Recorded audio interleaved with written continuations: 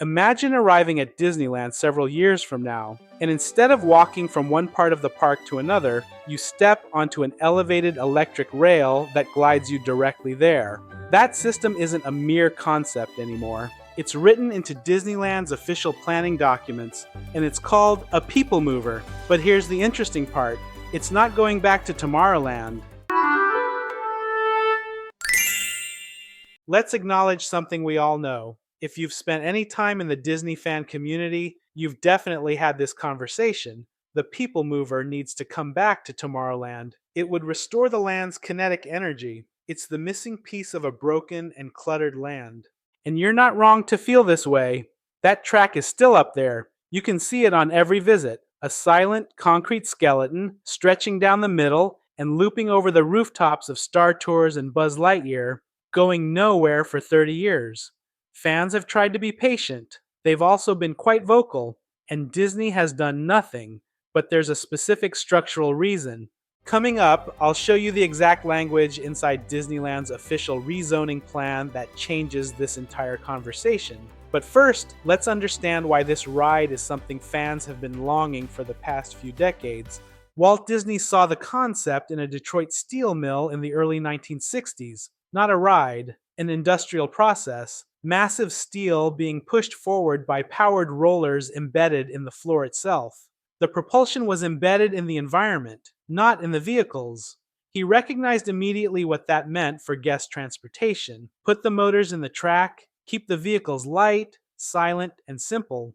That became the basis for the Wedway system. And on July 2nd, 1967, it opened to the public as the People Mover, a 3/4-mile elevated ride circulating through Tomorrowland, powered by 517 rubber tire motors embedded in the track surface. The numbers are staggering by any standard. Nearly 5,000 guests per hour, continuous loading, no stopping required. The attraction never paused. You just stepped aboard from a moving platform and floated out into Tomorrowland. Imagineers called it kinetic architecture. The idea that visible, layered movement happening at multiple elevations simultaneously set the overall atmosphere. The People Mover wasn't just a ride, it was the circulatory system of the land. And when it was removed, Tomorrowland stopped breathing. The People Mover closed permanently on August 21st, 1995, not because it failed, but because Disney wanted to replace it with a more thrilling attraction.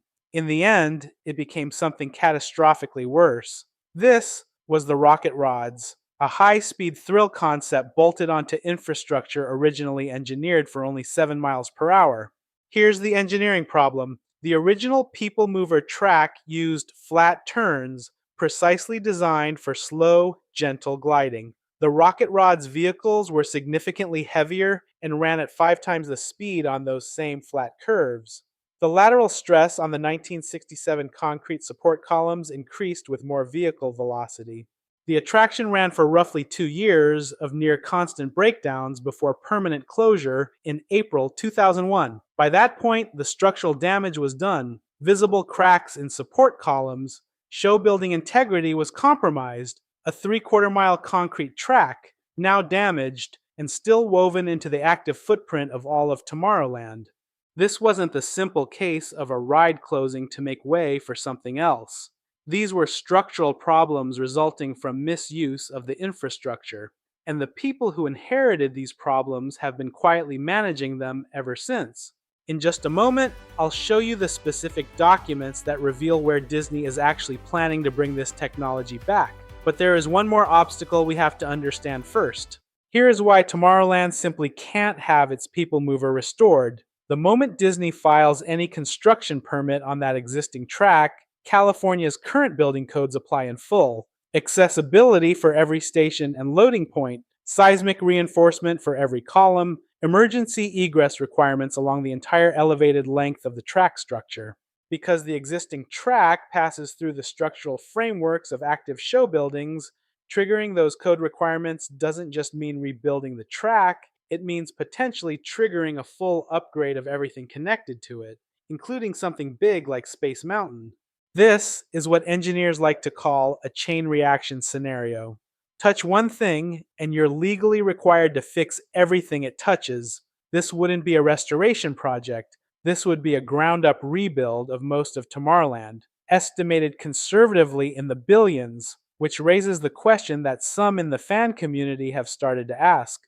Can the People Mover come back as part of Disneyland Forward?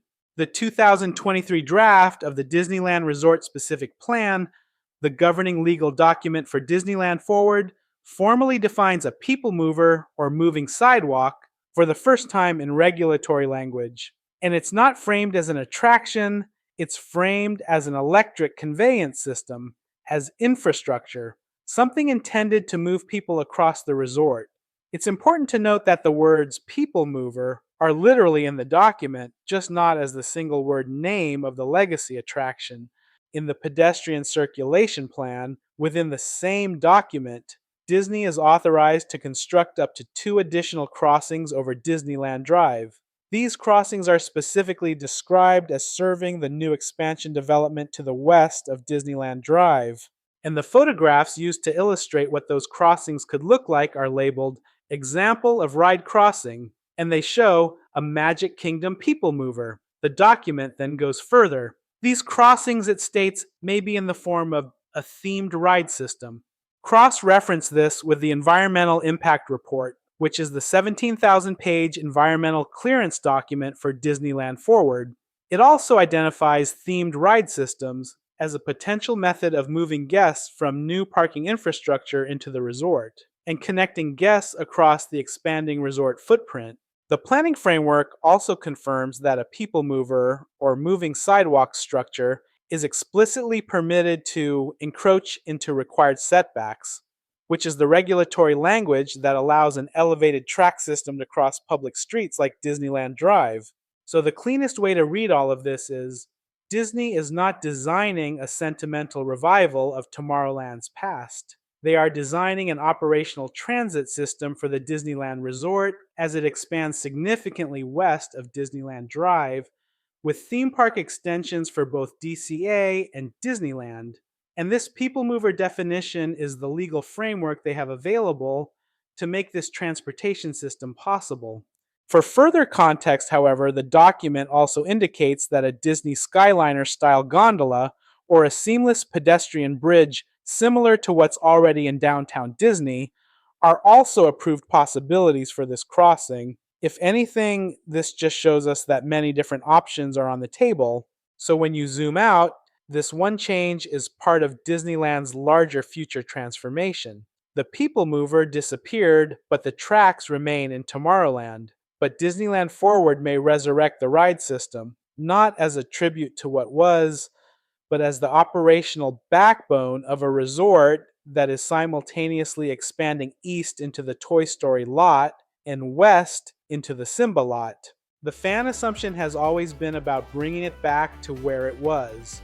Disneyland Forward Plan suggests something different.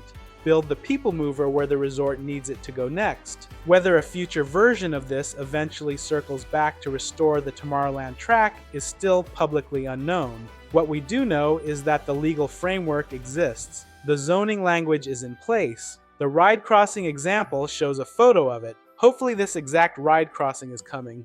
Disney put the words People Mover, moving sidewalk in a legal planning document. That's not an accident.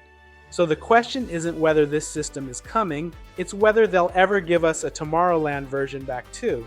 Drop your take in the comments, and I'll see you in the next video.